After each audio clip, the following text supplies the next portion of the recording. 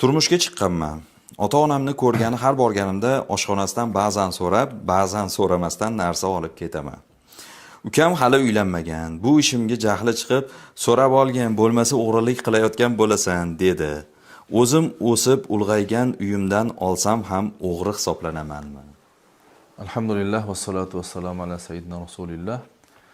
Endi bu qizlar, ayollar turmushga chiqib ketganlaridan keyin demak ularni bu yerda mulki boshqa hisoblanadi. Har bir insonning alohida mulki bo'ladi-da. Mesela ota-onasining mulki alohida, aka-ukaning mulki alohida, turmushga chiqib ketdi, o'zining mulki alohida.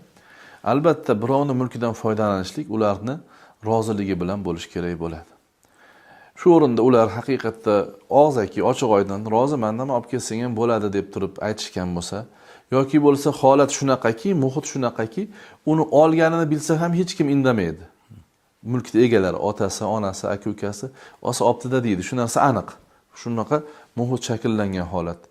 Bu holatlarda olgani halol bo'ladi. Chunki ularning roziligi bor. Ochiq-oydin yoki bo'lmasam dalolatan deyiladi, roziligi bor. Lekin u olgani uchun norozi bo'lsa u yerdagilar, otasi bo'ladimi, onasi bo'ladimi, mulkni egasi kim bo'lsa, norozi bo'ladigan bo'lsa, u joiz emas birovning mulkidan, garchi yaqini bo'lsa ham so'ramasdan olish hisoblanadi. Bu gunoh bo'ladi.